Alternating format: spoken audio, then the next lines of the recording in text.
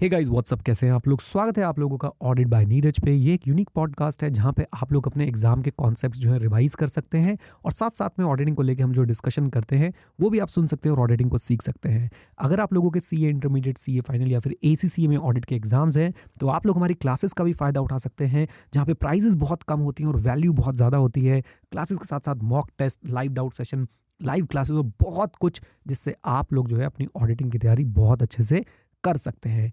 अगर आप सीए की क्लासेस लेना चाहते हैं तो आप लोगों को विजिट करना है edu91.org पे। एसीसी की क्लासेस के लिए आपने विजिट करना है learn91.com पे। और अगर आप लोग प्रैक्टिकली सीखना चाहते हैं कि एक्चुअली में बिग फोर्स एक्सेट्रा में ऑडिट कैसे होता है और आप लोग अपनी प्लेसमेंट के, चाहे वो इंटर्नशिप हो या फिर जॉब हो, उसके चांसेस बढ़ाना चाहते हैं, तो हमारे पास एक प्रैक्टिकल ऑडिट कोर्स भी है, ऑडिट मास्टर क्लास, जो कि आपको मिल जाएगी thinkingbridge.in पे, जहाँ पे एक्चुअली में आपसे ऑडिट करवाया जाएगा। सही सुना आपने, जहाँ पे एक्चुअली में आपसे ऑडिट करवाया जाएगा। राइट, तो सारी बातें याद रखिएगा। edu91.org for CA classes, learn91.com for ACCA and thinkingbridge.in for practical audit courses. चलिए आज के टॉपिक को जल्दी से अब हम लोग शुरू करते हैं और देखते हैं कि क्या पढ़ना है आज, क्या रिवाइज करना है आज। आ जाओ। आइए जी, आज हम लोग किसके बारे में चर्चा करेंगे? SA 505। पहले मैं आप लोगों को एक बात बिल्कुल क्लियरली बता दूं, ये सारे पॉडकास्ट जो है वो रिविजनरी इन नेचर हैं। एक बात और, मैं आने वाले समय में ऑडिट पे जो भी डिस्कशन होगा वो भी इन पॉडकास्ट के थ्रू करूंगा। ये स्पेसिफिकली एग्जाम टारगेटेड है। आज SA 505 पे बात करने वाले हैं। SA 505 किससे डील करता है? एक्सटर्नल कन्फर्मेशन से। आपकी नॉलेज पर्पज़ के लिए बता दूं कि SA 505 जो है ना, वो बेसिकली क्या है, वो ऑडिटर एक्सटर्नल कन्फर्मेशन को कैसे यूज़ करेगा to obtain audit evidence in accordance with SA 330 and SA 500, इससे डील करता है। SA 330 क्या है आपको पता है? SA 330 डील करता है कि ऑडिटर ने असेस्ड रिस्क को रिस्पॉन्स जो है वो कैसे देना है, और SA 330 ही आपको बोलता है कि भैया बात ऐसी है, आपने जो है वो सब्सटैंटिव प्रोसीजर्स करने हैं, आपने जो है ऑडिट एविडेंस ऑब्टेन करने हैं। अब ऑडिट एविडेंस ऑब्टेन करने का एक तरीका है एक्सटर्नल कन्फर्मेशन, राइट। और जब हम SA 500 पढ़ते हैं तो हम लोग बात क्या करते हैं कि रिलायबिलिटी ऑफ ऑडिट एविडेंस। तो रिलायबल ऑडिट एविडेंस कब होता है? जब वो डायरेक्ट हो, रिटर्न हो, एक्सटर्नल हो, और वो तीनों ही क्वालिटी एक्सटर्नल कन्फर्मेशन के अंदर जो है वो प्रेजेंट होती है। एनीवेज, सबसे पहली बात, एक्सटर्नल कन्फर्मेशन होता क्या है? एक्सटर्नल कन्फर्मेशन होता है भाइयों ऑडिट एविडेंस जब हम as a direct written response, keywords, direct written response obtain करता है जब ऑडिटर थर्ड पार्टी से, तो ये कीवर्ड्स हैं आपके। डायरेक्ट रिटर्न रिस्पॉन्स ऑडिटर को किससे? थर्ड पार्टी से। ओके, देन ये आपका पेपर फॉर्म में हो सकता है, इलेक्ट्रॉनिक फॉर्म में भी हो सकता है। एनीवेज, अब आते हैं एक बहुत इंपॉर्टेंट क्वेश्चन पे जो ICAI का फेवरेट क्वेश्चन है। वो ये है कि भाई ऑडिटर कंट्रोल कैसे मेंटेन रखेगा, किन के ऊपर? एक्सटर्नल कन्फर्मेशंस के ऊपर।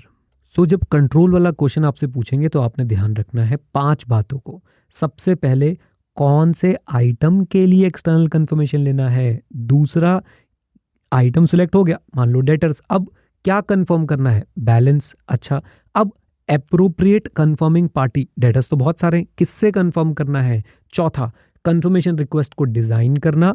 हाँ जी, कंफर्मेशन रिक्वेस्ट को डिजाइन करना और साथ साथ में उसको प्रॉपर एड्रेस करना और रिटर्न इन्फॉर्मेशन डालना उसके अंदर। एंड 5वां स्टेप है भेजो और फॉलो अप रखो, यानी sending the external confirmation request and keeping follow up of the same. Then जो नेक्स्ट मुद्दा या फिर नेक्स्ट क्वेश्चन बोल लीजिए बनता है वो ये कि भाई एक्सटर्नल कन्फर्मेशन जो है वो कहाँ कहाँ पे यूज़ हो सकता है। तो एक बहुत बड़ी मिथ है, बल्कि ट्रू फॉल्स में भी आपसे पूछ सकते हैं कि एक्सटर्नल कन्फर्मेशन सिर्फ डेटर बैलेंस के लिए यूज़ होता है। Answer is no. External confirmation bank balance, accounts receivable, stocks held by third party, property की टाइटल डीड जो थर्ड पार्टीज के पास है, या फिर कोई इन्वेस्टमेंट आपने परचेज करी है लेकिन अभी तक डिलीवरी नहीं आई है, loan, accounts payable balance, long outstanding share application money, और कभी कभी एग्रीमेंट के टर्म्स को कंफर्म करने के लिए भी यूज़ होता है। अगर आपने क्लासेस ली हैं तो मैंने आपको बैलेंस शीट फॉर्म में बना के दिखाया था कि कहाँ कहाँ पे जो एक्सटर्नल कन्फर्मेशन यूज़ होता है, राइट। चलिए अब चलते हैं अपने अगले पार्ट पे, और अगला पार्ट हमारा क्या बोलता है? अगला पार्ट जो है बहुत ही इंपॉर्टेंट है। पहले आपसे एक क्वेश्चन पूछ लेता हूँ। देखिए, ये क्वेश्चन आपके एग्जाम में आया हुआ है। External confirmation procedures are restricted to items of addressing assertion associated with account balance and their elements only. फिर से क्वेश्चन बोल रहा हूँ, external confirmation procedures are restricted to items addressing assertion associated with account balance and their elements only. क्या होगा इसका answer? Correct और incorrect 2 number का क्वेश्चन आया हुआ था, मुझे ज़रूर बताइएगा, ज़रूर बताइएगा। और क्वेश्चन एक बार दोबारा सुनिएगा, लैंग्वेज से मार मत खाइए, लैंग्वेज से मार मत खाइए बच्चों, लैंग्वेज स्ट्रांग बनाइए अपनी। अब उसके बाद एक क्वेश्चन आता है बहुत ही इंपॉर्टेंट, और वो ये कि भैया ऑडिटर एक्सटर्नल कंफर्मेशन भेजना चाहता है लेकिन मैनेजमेंट रिफ्यूज़ कर रही है, तो क्या होगा? बहुत इंपॉर्टेंट क्वेश्चन, बहुत ज़्यादा इंपॉर्टेंट क्वेश्चन, कोई भी बच्चा इसको स्किप नहीं करेगा, इंपॉर्टेंट टॉपिक है। तो लीजिए, अगर आप एक्सटर्नल कंफर्मेशन लेना चाहते हैं लेकिन जो है मैनेजमेंट रिफ्यूज़ कर रही है, तो सबसे पहले मैनेजमेंट के रीजंस फॉर रिफ्यूज़ल जानेंगे। हाँ जी, क्या जानेंगे? रीजंस फॉर रिफ्यूज़ल जो है हम लोग जानने की कोशिश करेंगे। और सिर्फ जानेंगे नहीं, हम ये भी देखेंगे भैया वो जो रीज़न दे रहे हैं वो रीजनेबल है, वैलिड है या नहीं है। हाँ जी, रीजनेबल है, वैलिड है या नहीं है। और एक बात आपने याद रखनी है, जब मैनेजमेंट ने रीजंस देने से मना, मैनेजमेंट ने एक्सटर्नल कंफर्मेशन से मना किया, हमने रीजंस मांगे, उनकी वैलिडिटी, रीजनेबलनेस जानी, साथ साथ हम इस रिफ्यूज़ल का इम्प्लीकेशन भी देखेंगे on assessment of risk of material misstatement. Simply speaking हम लोग चेक करने वाले हैं कि भैया कहीं इस रिफ्यूज़ल से हमारे रोमम की असेसमेंट में बदलाव तो नहीं आ रहा है, and specifically the risk of fraud, right. And we will definitely perform alternative audit procedures, ताकि हमने एविडेंस जो हम लोग ऑब्टेन कर पाए। अगर ऑडिटर कंक्लूड करता है कि भैया रिफ्यूज़ल जो था वो अनरीजनेबल था, या फिर ऑडिटर जो है ऑल्टरनेटिव ऑडिट प्रोसीजर लगा के अपने लिए एविडेंस ऑब्टेन नहीं कर पा रहा है, तो ऑडिटर को ये बात जो है अब कम्युनिकेट करनी चाहिए दोस्त चार्विद गवर्नेंस को एज पर एस 260, और साथ में ऑडिटर को इसका इम्प्लीकेशन अपने ओपिनियन पे भी देखना चाहिए एज पर एस 705। मैं एक बार दोबारा रिपीट कर देता हूँ, आपके लिए बहुत इंपॉर्टेंट है, एग्जाम में आएगा। अगर आपने एक्सटर्नल कंफर्मेशन की रिक्वेस्ट देना चाहते हैं और मैनेजमेंट जो है वो आपको मना कर रही है, तो आपको क्या करना है? मैनेजमेंट के रीजन पूछने हैं, रीजन की रीजनेबलनेस और वैलिडिटी जो है वो चेक करनी है, एक बात। दूसरी बात, इस रिफ्यूज़ल का इम्प्लीकेशन हम लोग अपनी असेसमेंट ऑफ रोमम पे भी देखेंगे। उसके बाद हमने साथ साथ स्पेसिफिकली रिस्क ऑफ फ्रॉड पे जो है ज़रूर इसका इम्पैक्ट देखना है। तीसरी बात, हम लोग ऑल्टरनेटिव ऑडिट प्रोसीजर जो है वो भी ऑल्टरनेटिव ऑडिट प्रोसीजर लगा के अपने लिए एविडेंस ऑब्टेन करने की कोशिश करेंगे। अगर रिफ्यूज़ल अनरीजनेबल है या ऑल्टरनेटिव ऑडिट प्रोसीजर से हमें एविडेंस नहीं मिलता है, तो हम लोग TCWG को एज पर एस 260 कम्युनिकेट करेंगे, और साथ में एज पर एस 705 अपने ओपिनियन पे इसकी इम्प्लीकेशन देखेंगे। अब चलते हैं अगले टॉपिक की तरफ, और अगला टॉपिक समझ लीजिए, अगला क्वेश्चन समझ लीजिए, factors that are to be considered while designing the confirmation request. Control जब हम रख रहे थे तो कंट्रोल में एक पॉइंट था कि डिजाइन करना है, राइट, डिजाइन करना है। अब वो डिजाइनिंग करते समय क्या क्या चीजें जो है आपने अपने दिमाग में रखनी है। सबसे पहले, मैंने इसको बहुत अच्छे से आपको ऐसे पढ़ाया हुआ था, मैं आपको अभी कीवर्ड्स यहाँ पे बता देता हूँ। सबसे पहले जो चीज आपको ध्यान में रखनी है, असर्शंस।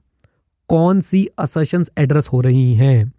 वैल्यूएशन की बात कर रहे हैं, एग्जिस्टेंस की बात कर रहे हैं, कौन सा ERCV, OC, ACC, कौन सी असर्शन जो है एड्रेस कर रहे हो आप इस पर्टिकुलर एक्सटर्नल कंफर्मेशन से। देन रोमम कितना है, layout and presentation, prior experience, जिन्होंने क्लास अटेंड करी थी, कैसे बताएं क्यों तुझको चाहे यारा बता ना पाए।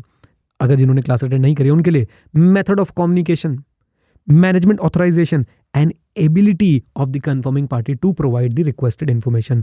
बहुत ही इंपॉर्टेंट है, 7 पॉइंट है, डायरेक्ट क्वेश्चन बनता है।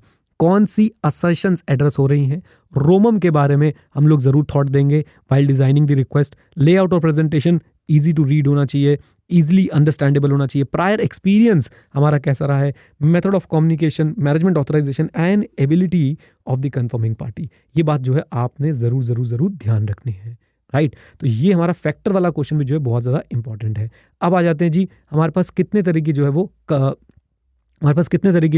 वो कंफर्मेशन रिक्वेस्ट हो सकती है। तो मान के चलिए हमारे पास 2 तरह की कंफर्मेशन रिक्वेस्ट हो सकती है, पॉजिटिव, नेगेटिव। पॉजिटिव, हम कंफर्मिंग पार्टी को बोलते हैं आपने ऑडिटर को रिस्पॉन्ड करना है indicating whether the confirming party agree और डिसएग्री। अग्री और डिसएग्री दोनों ही सिचुएशन में जो है वो रिस्पॉन्ड करना है। Okay, respond directly to the auditor indicating whether the confirming party agree और disagree with the information in the request, right. या फिर हमें कोई इंफॉर्मेशन जब मंगानी होती है तब हम उसको यूज करते हैं। नाउ नेगेटिव कंफर्मेशन रिक्वेस्ट क्या है? वहां पे हम लोग बोलते हैं respond directly to the auditor only if the confirming party disagrees. Only if the confirming party disagree. I hope आप लोग याद रखेंगे, right. So negative confirmation request और पॉजिटिव में डिफरेंस सिर्फ यही है, पॉजिटिव में रिप्लाई आता ही आता है, नेगेटिव में तभी आता है जब डिसएग्रीमेंट होता है। ओके, हाँ जी, इसमें तभी आता है नेगेटिव में जब डिसएग्रीमेंट होता है। आई होप ये बात क्लियर है। याद रखिए, what is exception? Exception is difference between what? The information requested to be confirmed and the information provided by the confirming party. Okay, एक टर्म और है जो आपने ध्यान रखना है, वो है नॉन रिस्पॉन्स। नॉन रिस्पॉन्स में क्या है कि कंफर्मिंग पार्टी रिस्पॉन्ड ही नहीं कर रही है एक पॉजिटिव कंफर्मेशन को, राइट? या फिर आपकी जो कंफर्मेशन रिक्वेस्ट है वो अनडिलीवर्ड आपके पास पहुंच गई है। याद रखिएगा, नॉन रिस्पॉन्स मतलब हमारे पास रिस्पॉन्स नहीं आया। और दूसरी बात मैंने क्या बोली आपको? एक्सेप्शन। एक्सेप्शन क्या है? एक्सेप्शन बहुत सिंपल सी है कि भैया जहां पे डिफरेंस नजर आ रहा है, किसके बीच में डिफरेंस नजर आ रहा है? वो इंफॉर्मेशन जो आपने कंफर्म करनी थी और वो इंफॉर्मेशन जो आपको कंफर्मिंग पार्टी ने दी है। अगर एक्सेप्शन मिल गई तो ऑडिटर क्या करेगा? ऑडिटर जो है वो फिर देखेगा, उसे एक तरह से पॉपुलेट करने की कोशिश करेगा पूरी पॉपुलेशन में, क्या ऐसी एक्सेप्शंस और भी हैं, और साथ में उसके रीजंस भी जानने की कोशिश करेगा। And yes, for sure auditor will investigate the exceptions to determine whether they are indicative of the misstatements और नॉट। अब हुआ क्या कि भाई हमारे पास जो है एक्सटर्नल कंफर्मेशन तो आ गई, लेकिन ऑडिटर को उसकी रिलायबिलिटी पे डाउट आ रहा है। कनेक्ट कीजिए, ऐसे 500 में हम लोग जब रिलायबिलिटी की बात करते तो जनरली स्पीकिंग एक्सटर्नल एविडेंस जो है वो ज़्यादा रिलायबल होता था, लेकिन एक्सेप्शंस उसकी भी हो सकती है, रिलेटेड पार्टी थी। तो अगर डाउट है on the reliability of the response, auditor further audit evidence obtain करेगा टू रिजॉल्व दोज डाउट्स। और अगर ऑडिटर एक कंक्लूड करता है कि भैया ये जो कंफर्मेशन रिक्वेस्ट है रिलायबल नहीं है, तो ऑडिटर इसका सीधा सीधा इम्प्लीकेशन अपनी assessment of risk of metal misstatement पे कंसिडर करेगा, स्पेसिफिकली रिस्क ऑफ फ्रॉड को कंसिडर करेगा, और साथ साथ में अपने nature, extent and timing of the audit procedure पे भी इसका इम्पैक्ट जो है वो कंसिडर करने वाला है। अब यहाँ पे आप लोगों को मैं एक एक्स्ट्रा टॉपिक जो है उसकी भी एक तरह से एक झलक दिखा रहा हूँ। आई से एक स्टडी मेटेरियल में ऐड हुआ है, external confirmation as substantive procedure. तो यहाँ पे क्वेश्चन क्या पूछेंगे? What are the factors that may assist the auditor in determining whether external confirmation are to be performed as substantive audit procedure.